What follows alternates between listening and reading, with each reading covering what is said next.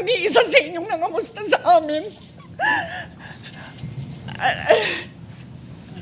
Isang emosyonal at umiiyak na Pia Cayetano ang humarap sa plenaryo para ilabas ang takot na naranasan niya sa nangyaring putukan sa Senado.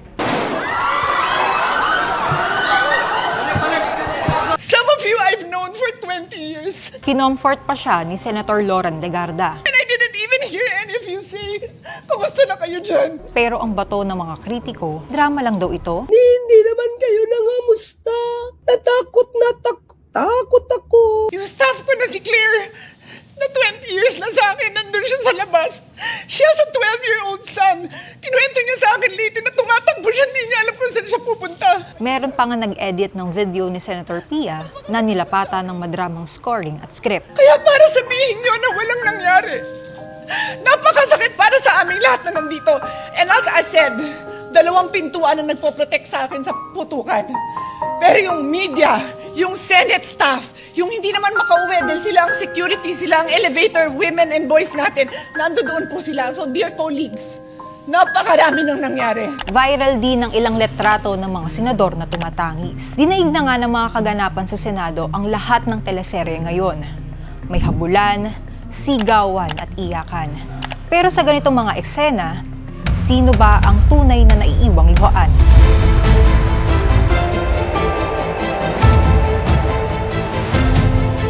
Sa nakalipas na mga araw, napakataas ng emosyon sa Senado. Pera ko naman hindi. Nirisling ako doon.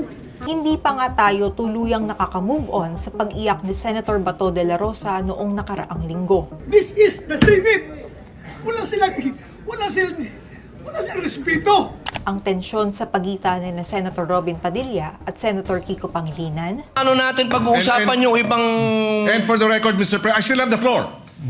ang pagtaas ng boses ni Senate President Alan Peter Cayetano, Sorry but I don't think there's any question. The Senate is under attack. Was under attack. heto naman, umiyak sa Senator Pia habang kinocomfort siya ni Senator Legarda. Walang ni isa sa inyong nangamusta sa amin. Some of you I've known for 20 years, 10 years. And I didn't even hear any of you say, kumusta na kayo dyan? Pero sa mahabang kasaysayan ng Senado, hindi lang ngayon may mga umiyak na senador. I was touched by the gesture of Nene Pimentel. Sa katunayan, si Senator Loren Legarda mismo, binansagang crying lady ng Senado noong 2001 impeachment trial ni dating Pangulong Joseph Estrada. Naging emosyonal din po si Senador Loren Legarda Leviste. Ito ay matapos siyang mapaluha sa labis na pagkadismaya nang magdesisyon ng mayorya na huwag buksan ang second envelope na pinaniniwala ang naglalaman ng malalakas na ebidensya laban sa dating Pangulo. Noong November 2012 naman, lumuha rin si Senator Tito Soto sa gitna ng kanyang privilege speech laban sa Reproductive Health o RH Bill. Yung anak ko, 5 months, hindi ko nahipo. Nahawakan ko, patay na. Makati Medical Center can prove to the fact na wala silang makita na dahilan na nagkaganon yung bata kundi dahil nagko-contraceptives yung asawa ko. At noong 2016, naging emosyonal din ang nooy PNP chief at ngayon senator na si Bato de la Rosa sa isang pagdinig. Kaugnay ng mga kontrobersya na pagkamatay sa police operation sa ilalim ng war on drugs ni dating Pangulong Rodrigo Duterte. Masakit. Magpakamatay kami para sa inosente tao. Hindi. Pakahirap naman sabihin nyo na palisi na malawak ang pagpatay.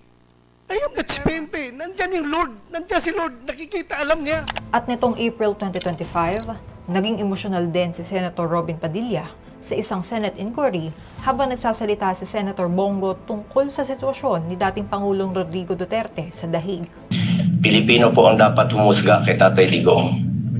Kung nakakalakad ba ang ating mga anak sa gabi na hindi nasasaktan, di nababastos. Tao rin sila, hindi bato. May emosyon, nasasaktan, lumuluha.